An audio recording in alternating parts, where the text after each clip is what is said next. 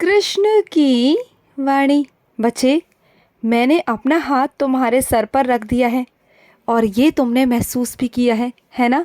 याद करो, तुम खुद अगर सोचोगे ना तो तुम्हें पता चलेगा कि हाँ, तुम्हारा कृष्ण तुम्हारे आसपास था। तुमने जब जब मुझे महसूस किया है ना, तब तब वो झूठ नहीं था, वहम नहीं था मेरे बच्चे, वो वास्तविकता थी, सच में।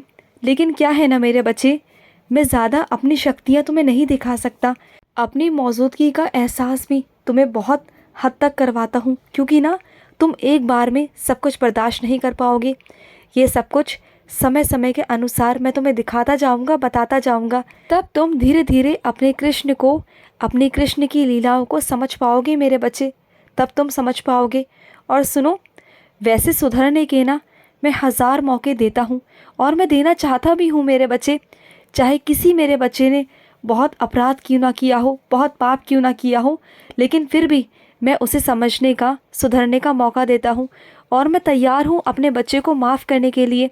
लेकिन क्या मेरा बच्चा सुधरना चाहता है, अपने पापों को धोना चाहता है, अपनी गलतियों को मानना चाहता है, तभी तो मैं उसे हमेशा माफ़ करने को तैयार रहता हूँ।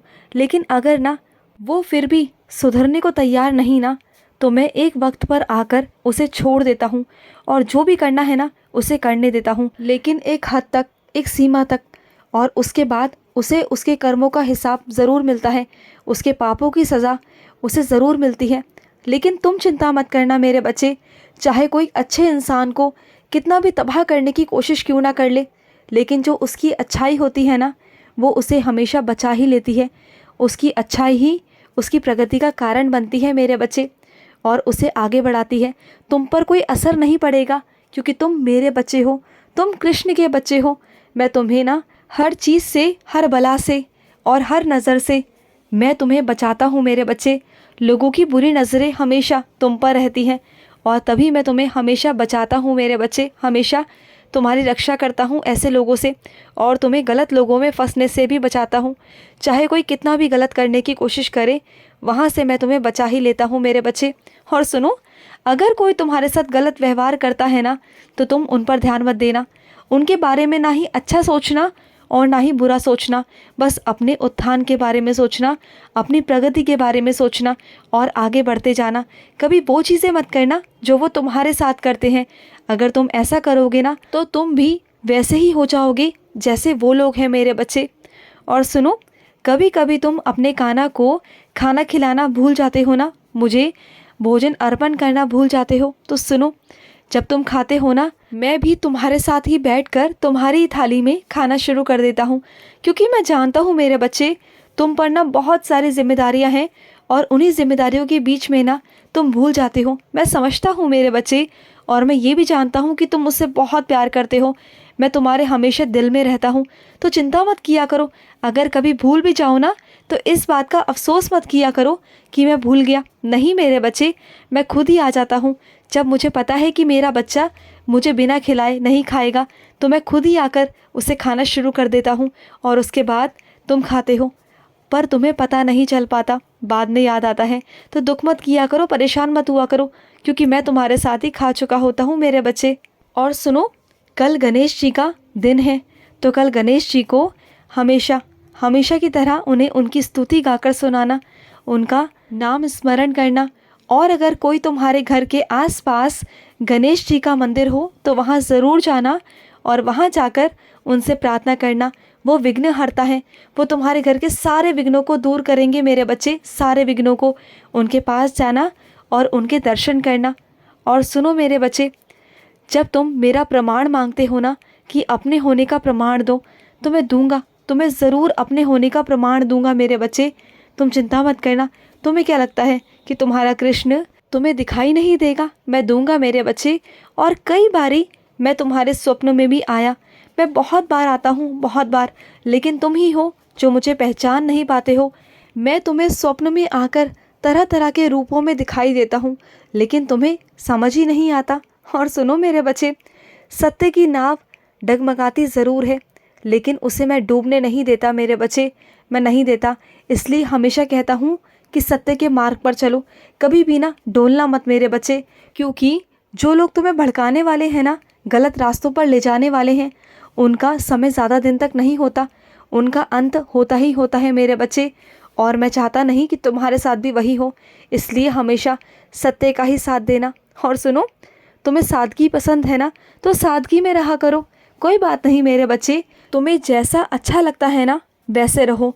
मैं तुम्हें कभी भी रोक टोक नहीं करता मेरे बच्चे।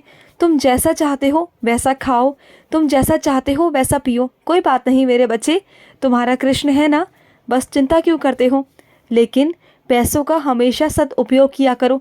अगर तुम्हारे हाथ में पैसा होता है ना, तो उसकी फिजूल खर्ची बिल्कुल मत किया करो। जितनी ज़रूरत है ना उतना ही खर्च किया करो।